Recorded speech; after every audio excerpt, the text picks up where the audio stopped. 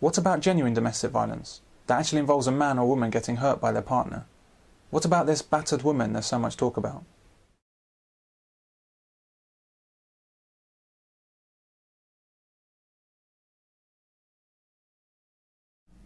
The mythical battered woman. We hear about her so often, yet encounter her barely at all. I think I've yet to meet a woman that could take a battering. Yet the terms battered woman and wife beater are put about very frequently. It seems either that women are exceptionally tough, such that the internal injuries and broken bones they sustain on a daily basis just don't show, or else maybe, just maybe, they're not actually being battered. I mean, this is a beating. This is both. Strong elbows to the head. He's out. He's out. My goodness. This is a battering. He's got to be in. Really tough. His corner probably throw the towel around this one. It's over. If poor women are enduring this every day at the hands of some evil husband or boyfriend, then hats off to them. They're tougher than any man I've ever seen or heard of. And according to this scaremongering campaign from Amnesty that we've been treated to on the London Underground, apparently these battered women are so tough that all it takes is a bit of makeup to cover up all that damage. How tough is that? Remarkable. My guess is that the words beaten and battered have very different meanings to hysterical females compared with rational people. In Britain and the US, it's been thought that the batterings that these women receive leads to something called battered woman syndrome. The idea was first proposed by Lenore Walker, a feminist psychologist. The concept is that women who are abused go through several stages of behaviour, which can then finally erupt into violence against the abuser. This eruption of violence from the woman is not a reaction in self-defence, but is a well-planned, lethal assault. In any other context, this is called premeditated murder, but not so with domestic violence. QC Helena Kennedy, MP Harriet Harman and others have tried to argue that there is some vital qualitative difference between females murdering males and vice versa. Kennedy argues that women experience The argument in essence is that women kill for a good reason, whereas men kill because they're evil. This sort of twisted thinking is typical of women in our society. Women want to be treated the same as men, only until they see some advantage in claiming difference.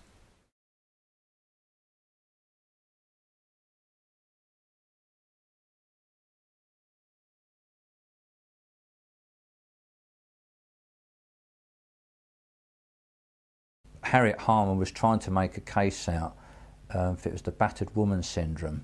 I think a woman wrote back in 1979 this thesis on a battered woman syndrome, which stated there was a cycle of abuse that went on, and then at a certain point when she couldn't take any more, she didn't snap and kill her husband, she would wait till he was asleep and then she'd kill him. Now, I don't know how you view that, but that leaves lots of nasties in the air, because how often could a woman kill her husband and then say, well, I suffered in silence for 10 or 15 years and then I decided to kill him. To kill somebody when they're asleep, I always think it's a premeditated thing. To kill somebody either in self-defence or you finally snap and you get someone, you do it, all right, I can't imagine doing that sort of thing, but there's an element of, yeah, that could happen. Well, what Harriet Harman was trying to do was to say that women that killed men in their sleep certainly wouldn't be murder, and it might not even be manslaughter. Whereas if a man, because this was a male thing, okay, if he snapped and killed his wife, yes, that's murder. Where a man had snapped, they would take that partial defence away from him. So they'd put it in place for a woman that had bumped a bloke off in his sleep, but they would take the man having a final snap, they would actually remove that from him. So for men that would mean more likelihood of conviction? Oh, absolutely, yeah, that's the whole idea of it, yeah. Man convicted, woman let off. That's Harriet Harman's thinking. She don't like you, I can tell you. It would actually give women licence to murder men. You can't have a partial defence to murder that actually says a woman can kill a man, claiming that she's had years of domestic violence and claiming that she had to do it in the middle of the night when he was asleep. That to me is murder. Poor innocent women are driven to the end of their tether by hateful, abusive men. I don't even want to smell that stuff cooking.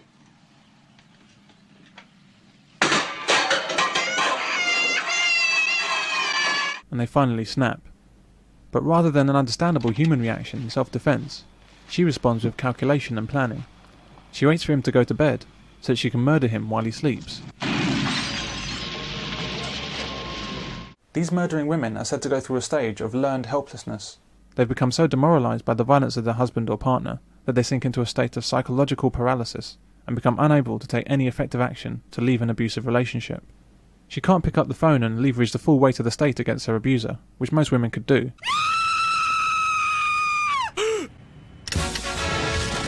But she can successfully plan her revenge and execute premeditated murder while her husband sleeps, which most women couldn't do.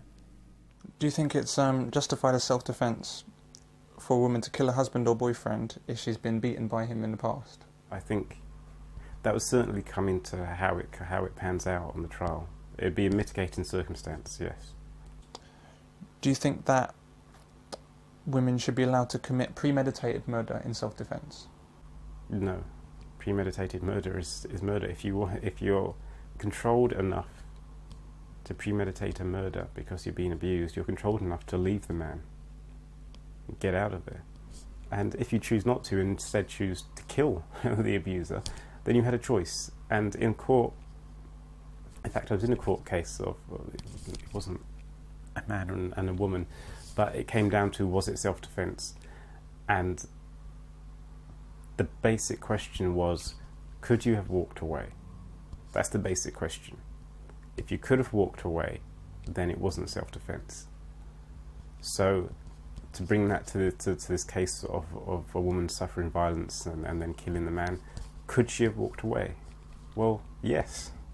So then it wasn't self-defence. If a woman or a man, because let's switch around here, there are lots of men in abusive relationships. If it's easier, or rather if it's easier in your mind to kill him than to leave him, there is something fundamentally wrong with you or with him. That's an awful reason to justify murder. You can be locked in mentally. When you've been abused for a long period of time, you can feel you have no other choice. You can feel that there's nothing you can do. However, women or men in those situations will not be able to think about getting somebody in to kill them, because they would be so locked in, they'll have no options open to them whatsoever. They're completely locked in. There's nothing they can do. If they're free enough and they're strong enough in their mind to come up with ways of killing that man, they're free and strong enough in their mind to come up with ways of leaving that man. It's ridiculous. It also begs the question that given that you've got refuges all over the country and you've got helplines out for women all over the place and you've got police stuff, anything you want to look at, it's help is this way, why does she not access that help? The concept of the battered woman has been effectively demolished by numerous studies that have been carried out according to the recognised rules of research, as opposed to feminist invention. The single most damning fact about battered woman syndrome is that basic scientific method wasn't followed. The simple rules of science that you learn in your first days of secondary school. Inexplicably, the responses of subjects were never recorded, so there's no way for anyone else to verify the study's data. The existence of battered woman syndrome is essentially pie in the sky. Yet it's been used to deny justice to murdered men and dress up vengeful women as victims. I mean, you've got some experts in methodology that actually went through her work and they just discredited it. They said even the women that she interviewed to support this cycle of abuse hadn't actually even killed a man. Of course, some women are genuinely beaten, sometimes to death, and so are men, and so are children. But have you ever heard of a battered child syndrome, or a battered man syndrome? Not only is battered woman syndrome still being used as a legal defence, but premenstrual syndrome has also been pleaded in cases of murderous females.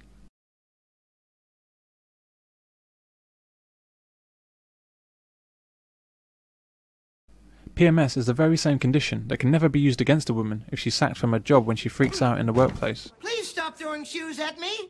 Yet it's often used in her defence when she murders a man or her baby. In fact, women seem to be afflicted by numerous syndromes, all of which allow them to kill in cold blood and be considered blameless. Battered woman syndrome, premenstrual syndrome, Munchausen syndrome by proxy, whatever the crime, there's a female-only defence using some kind of syndrome. Hey, Lois, look at me. I got postpartum depression. Wah! I'm sad about stuff. Wah! Men don't have the luxury of falling back on a syndrome when they commit crimes. No study has ever investigated how men might be affected by chemical or emotional conditions, and why men might kill. When men kill, they're just considered evil. In their eternal search for equality, it's odd that women are content to be treated differently in this regard. An examination of homicide figures in Ireland between 1992 and 96 reports that the victim was male in 15 out of 20 cases committed by women, and in 35% of cases, a female perpetrator killed her husband.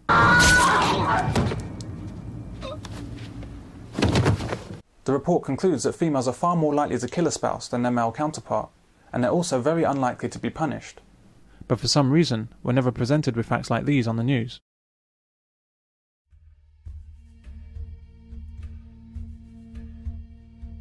The film Provoked is based on a true story in the UK, where a woman called Kiranjit Ahluwalia murdered her husband, Deepak Ahluwalia, by using napalm to set him on fire while he slept.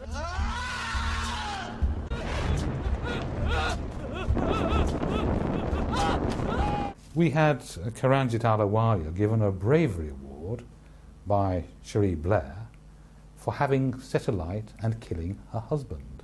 It wasn't petrol she used to burn him alive. She actually learned how to make napalm. Do you know how to make napalm? If you reacted in self-defense against an abuser, do you imagine your response would be to learn how to make a chemical weapon and then use it on someone while they slept? This sort of calculated murder would seem more like revenge, and in English law, taking revenge is not considered self-defense.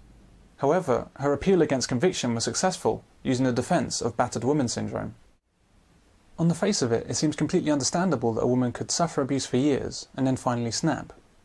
And if she'd stabbed him with a kitchen knife when he was hitting her for the 100th time, I could understand that situation. But researching how to make napalm, preparing the mixture, waiting for him to go to sleep and then pouring the mixture over him, and then setting him on fire, that is simply not a human reaction in self-defence. I don't quite know how to describe the barbarity of such a crime. Anyone that kills like this should go to prison and should stay there for life. The planned killing of her husband was successfully presented as self-defense, using an invented idea. One has to wonder at just how cheap a man's life has become. She served 3 years and 3 months for murdering her husband, even though a conviction for murder is supposed to carry a life sentence in the UK. And it gets better. After her release, she was presented with a medal for bravery by Cherie Blair, the ex-Prime Minister's wife, at the first Asian Women Awards. Who was jailed for life for setting fire to her husband, has been honoured at an awards ceremony for breaking the taboo of domestic violence. A bravery award. What was she being brave about? She killed her husband.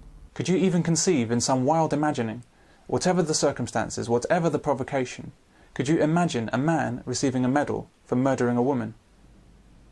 This is the extent of the hatred directed at men from the highest levels of society. Cold-blooded murder is acceptable as self-defense if a woman is the perpetrator and a man is the victim. Looking into the commentary about this film, reviewers go out of their way to declare that Deepak deserved to die.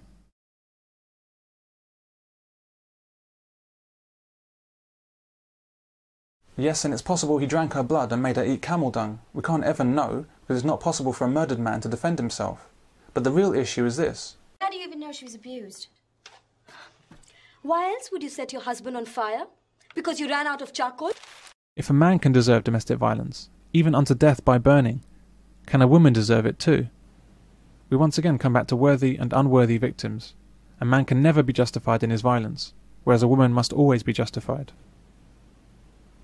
Kiranjit has published an autobiography. It's available on Amazon at a very reasonable $14.85. Just as with Lorena Bobbitt, it seems that in our male-dominated society, women who murder or mutilate men do very well for themselves.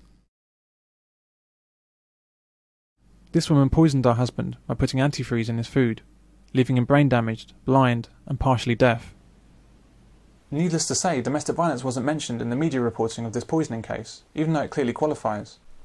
This is true of all reporting covering assaults and killings of men by women. Women's violence against men is almost never officially categorised as domestic violence.